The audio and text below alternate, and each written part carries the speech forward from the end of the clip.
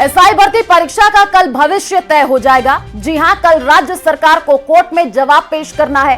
हालांकि परीक्षा को लेकर अब तक राज्य सरकार ने पत्ते नहीं खोले हैं, लेकिन इस बीच मंत्री जोगाराम पटेल ने बयान देकर कुछ साफ किया है। उन्होंने कहा कि कोर्ट में जवाब के साथ सामने राज्य सरकार का मंतव्य आ जाएगा, लेकिन मामला कोर्ट में विचाराधीन, इसलिए कोई टिप्पणी नहीं करना चाहूंगा। वहीं इस मुद्दे को लेकर मुखर रहे मंत्री किरोड़ी लाल मीणा ने दोहराया कि राज्य सरकार जवाब पेश करेगी, ये मामला पूरी तरह साफ है।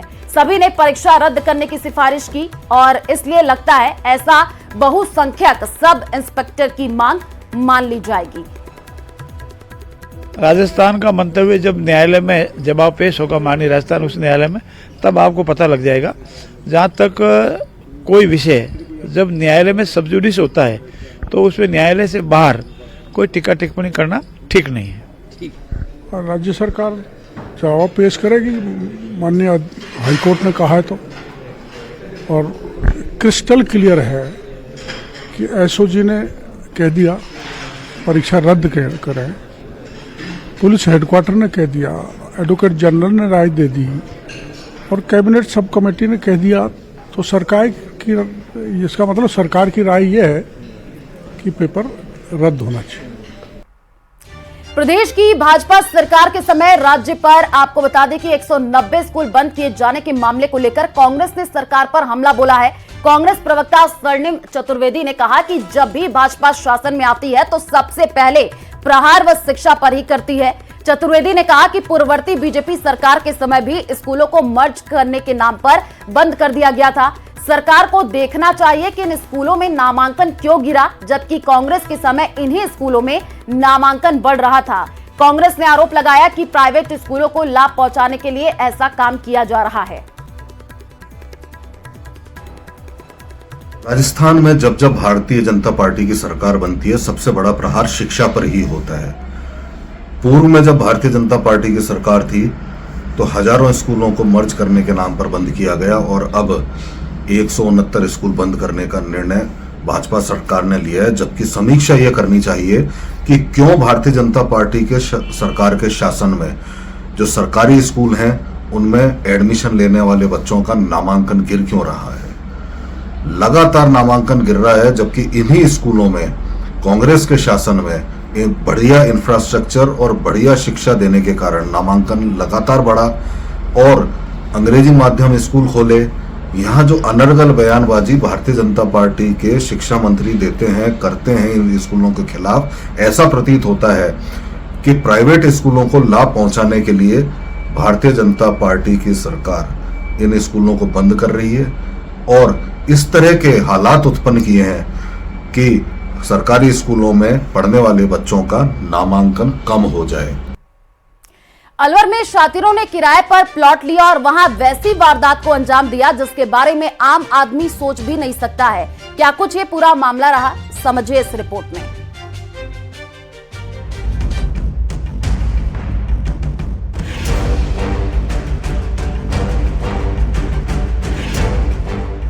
कमरे में सुरंग, पुलिस हुई दंग।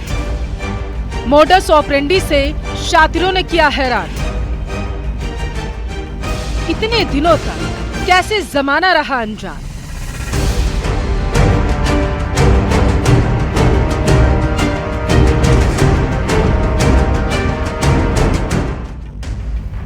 खेत में खुदाई कराते पुलिसकर्मियों की तस्वीरें अब किसी को भी चौंका सकती हैं। हत्या के बाद हत्यारे लाश जमीन में गाड़ देते हैं, जिसकी जानकारी पर पुलिस पहुंचती है और लाश जमीन से निकलवाकर जांच शुरू कर दी गई।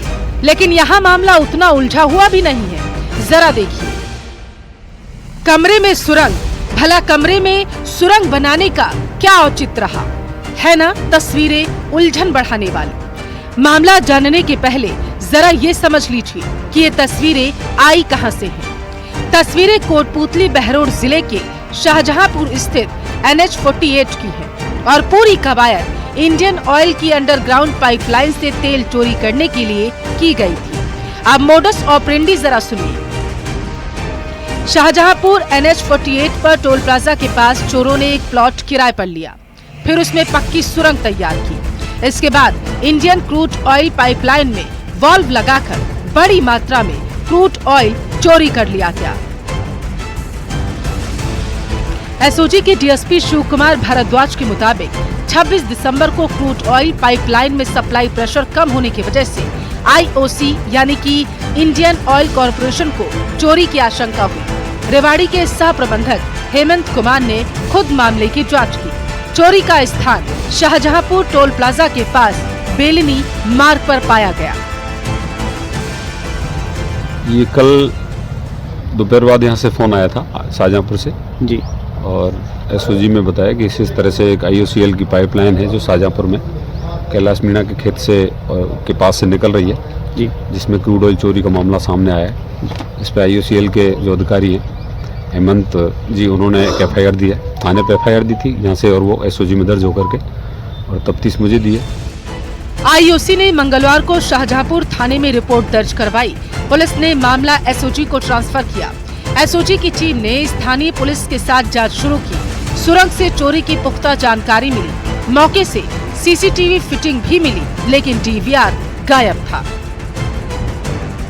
जी, और जो अलामत मिल रहे हैं इनको हम यहाँ सीज कर रहे हैं जी जी। और इसके बाद आरोपियों को पकड़ने की कार्रवाई जारी रहेगी। सर, आरोपी यहाँ कोई अभी इस टाइम मौजूद मिले थे? नहीं, ये लोग आईओसीएल वाले जब आए थे तब इनको ये बंद मिला था। सर, यहाँ सीसीटीवी कैमरे लगे हुए हैं, उसकी कोई फुटेज वगैरह डीवीआर कुछ मिली है? सीसीटीवी फुटेज है, इनकी डीवीआर वगैरह नहीं है। ये शायद किसी से मोबाइल से डायरेक्ट कनेक्शन में है, तो जो अलग दूर बैठा हुआ आदमी शायद इनको डायरेक्ट वहीं से ऑपरेट कर रहा होगा और वहीं उस पर देख रहा होगा। एसओजी ने मौके से कुछ खाली ड्रम, बॉल और मामूली सामान जब्त किया। हालांकि माफिया पहले भी ऐसी वारदात को अंजाम दे चुके थे। तकरीबन 10 साल पहले इसी पाइपलाइन से इसी तरह की चोरी का मामला सामने आया था। पुलिस और एसओजी की संयुक्त टीम मामले की गहराई से जांच कर रही है, लेकिन घटना ने सुरक्षा पर कई सवाल खड़े कर दिए। सवाल ये भी उठ रहा कि इतनी बड़ी साजिश पुलिस की मिली भगत के बिना संभव कैसे हो सकती है। वहीं ये जो आरोपी है, पता नहीं कब से, कितना लंबे समय से इस तरह से इंडियन ऑयल की पाइपलाइन से क्रूड ऑयल चोरी करने का मामला कर रहे थे, और इस पूरे मामले को लेकर एसओजी की टीम पूरी जांच में जुट चुकी है।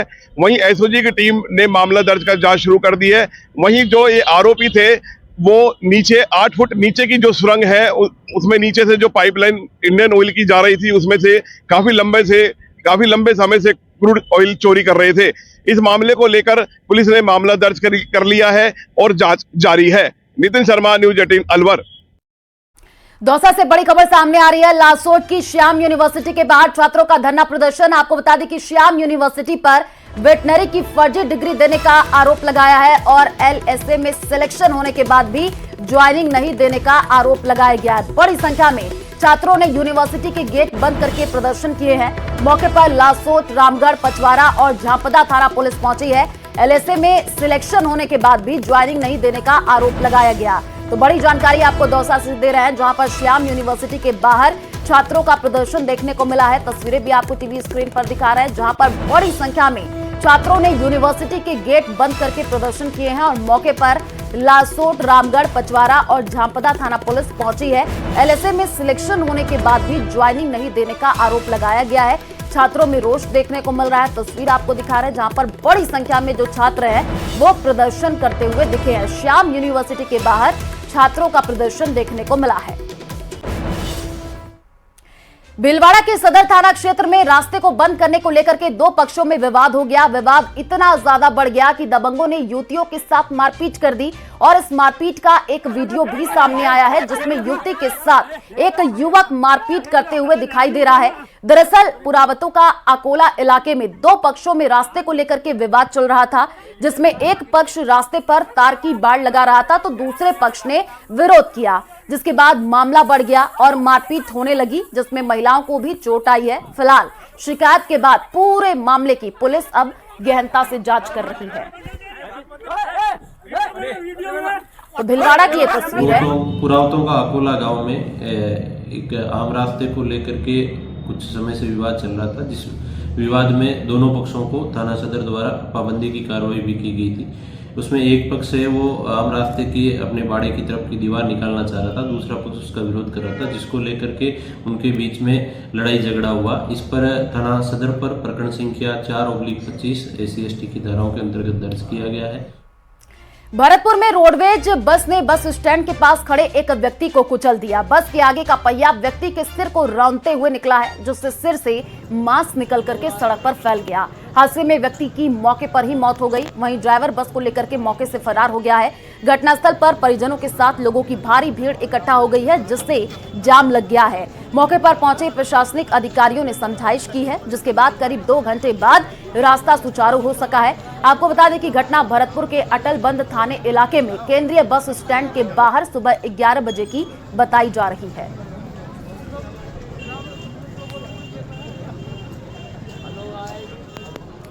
प्रतापगढ़ में अतिक्रमण हटाओ अभियान चलाया जा रहा है और शहर के MG रोड पर अभियान चल रहा है। व्यापारियों को अतिक्रमण हटाने की चेतावनी दी जा रही है और टीम ने चेतावनी देकर नोटिस चस्पे किए हैं। आपको बता दें कि पूर्व में दिए नोटिस के बावजूद नहीं मानने पर JCB से अतिक्रमण हटाया जा रहा है। इस दौरान नगर परिषद का पूरा लवाजमा मौजूद रहा। तस्वीर भी आपको टीवी स्क्रीन पर दिखा रहे हैं, जहां पर देखिए कैसे JCB से कार्रवाई होती हुई दिख रही है। 4 दिन से नगर परिषद का पीला पंजा चल रहा है। अलवर नगर निगम के राजस्व अधिकारी युवराज मीणा को रिश्वत लेते हुए ACB ने गिरफ्तार किया है। युवराज मीणा को जयपुर विधानसभा के गेट के बाहर रंगे हाथ गिरफ्तार किया गया है। राजस्व अधिकारी ने शहरी विकास टैक्स के टेंडर ले चुकी कंपनी के कामकाज की फाइल को आगे बढ़ाने की एवज में 3 लाख की रिश्वत मांगी थी। ACB की कार्रवाई के बाद हड़कंप मच गया। वहीं मामले में जानकारी देते हुए ACB के अतिरिक्त पुलिस अधीक्षक अभिषेक पारिक ने बताया कि राजस्व अधिकारी युवराज मीणा अपनी कार से प्राइवेट आदमी को लेकर मौके पर आया था, जिसने गेट पर कंपनी प्रतिनिधि से 3 लाख रुपए की रिश्वत ली। जब वो रिश्वत लेकर थोड़ा आगे चला ही था तो तभी ACB की टीम ने विधानसभा के घुमाव पर गाड़ी को रोका और उसके बाद राजस्व अधिकारी युवराज मीणा को भी गिरफ्तार कर लिया।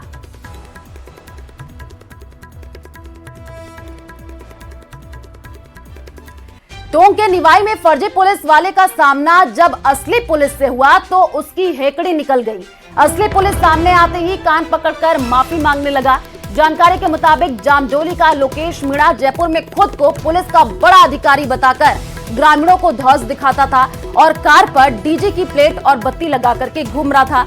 ऐसे में निवाई सीओ मृत्युंजय मिश्रा ने युवक को पकड़ा तो पहले तो उसने अपने अधिकारियों से फोन पर बात कराने को कहा, लेकिन बाद में कान पकड़ करके माफी मांगने लगा, जिसका वीडियो भी सामने आया है।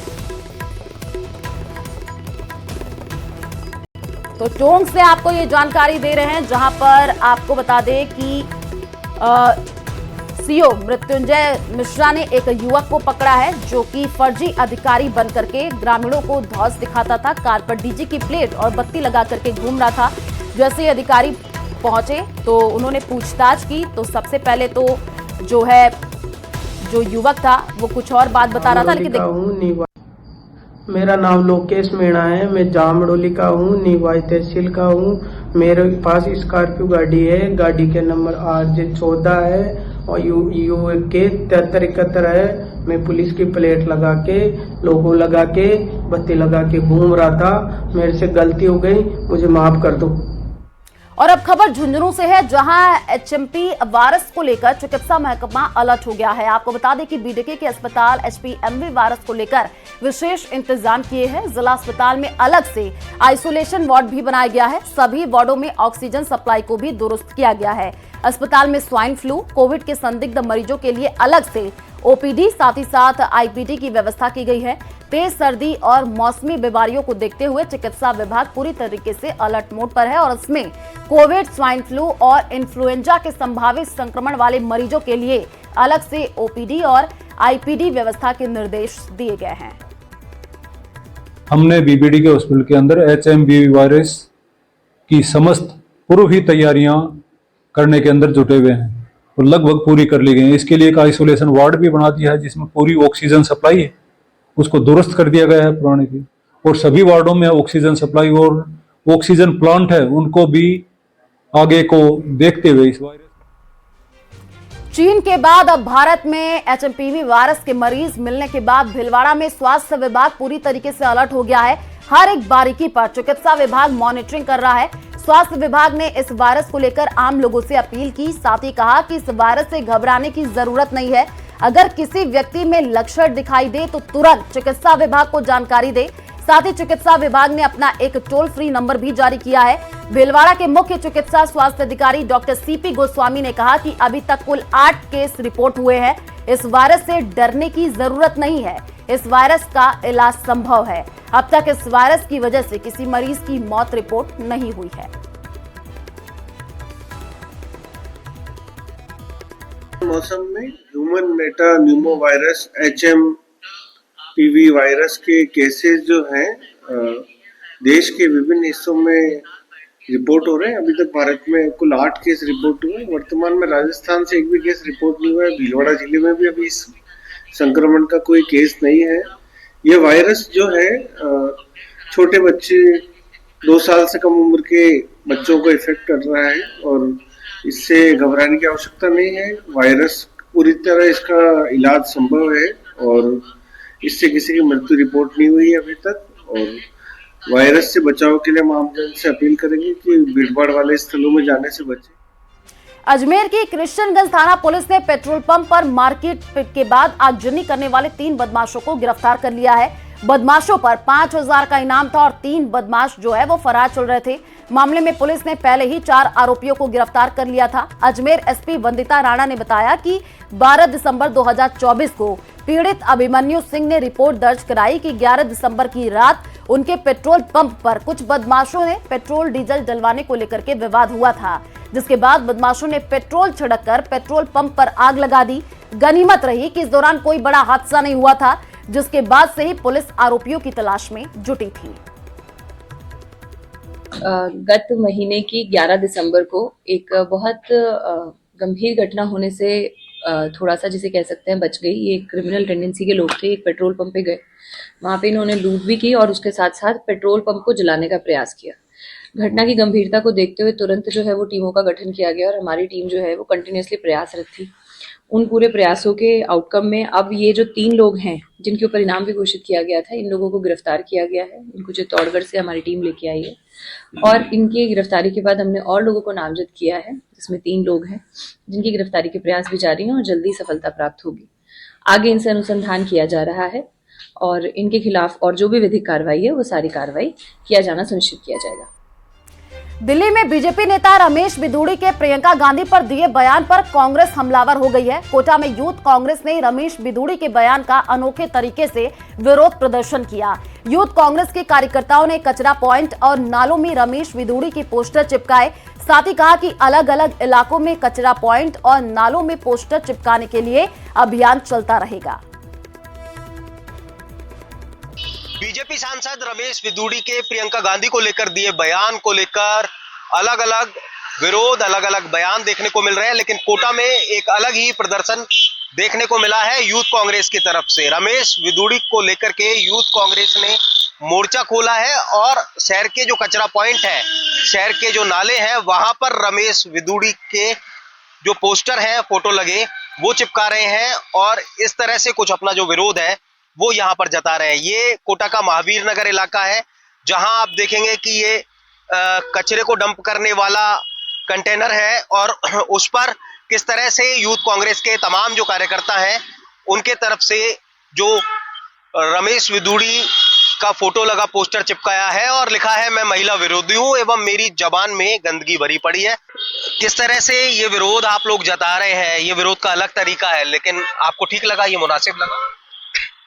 सब भारतीय जनता पार्टी के जो कल का जिसे जो भारतीय जनता पार्टी द्वारा प्रत्याशी घोषित किए गए हैं, जो पूर्व में सांसद भी रहे हैं रमेश बिधूड़ी जी, उनके द्वारा कांग्रेस की राष्ट्रीय महासचिव प्रियंका गांधी जी के खिलाफ जो अशोभनीय भाषा का प्रयोग करते हुए जो आपत्तिजनक बयान दिया गया, उनके द्वारा ये कहा गया कि उनके गालों जैसी वो सड़कें बना देंगे।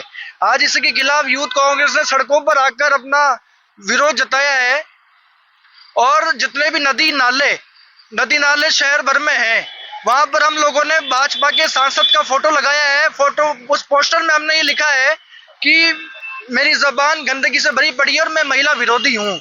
हमने ये संदेश दिया है कि जिस प्रकार से कचरा है उसी कचरे की तरह भारतीय जनता पार्टी के संस्कार हो चुके हैं आज के समय में। तो ये विरोध जो है वो यहाँ रुकने वाला नहीं है, ये विरोध आगे बढ़ेगा और यूथ कांग्रेस की तरफ से स्पष्ट तौर पर कहा गया है कि महिलाओं का सम्मान जरूरी है, महिलाओं के सम्मान के साथ अगर खिलवाड़ होता है तो इस तरह का विरोध देखने को मिलेगा और ये विरोध फिलहाल तेज होने वाला है। शहर के अलग अलग इलाकों में जाकर के यूथ कांग्रेस के जो कार्यकर्ता है इस तरह के पोस्टर चिपकाने वाले हैं। हिमांशु मित्तल, न्यूज़ 18 कोटा।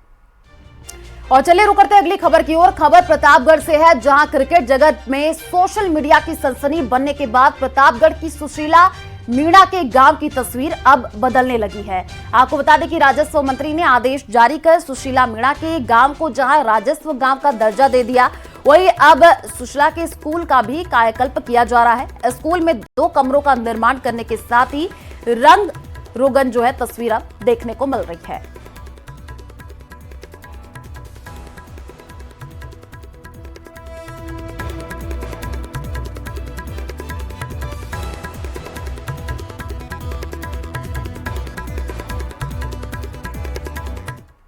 और चलिए रुक करते हैं अगली खबर की ओर। मशहूर गीतकार मनोज मुंतशिर ने उनको मिल रही धमकियों को लेकर सोशल मीडिया पर पोस्ट किया, जिसमें उन्होंने लिखा कि अगर सनातन के लिए आवाज उठाने का इनाम मृत्यु है तो सहर्ष स्वीकार है। मैं निडर और निश्चिंत हूं, लेकिन इस हिट लिस्ट में बाकी जो भी नाम है, आशा करता हूं भारत सरकार उनकी सुरक्षा का प्रबंध करेगी।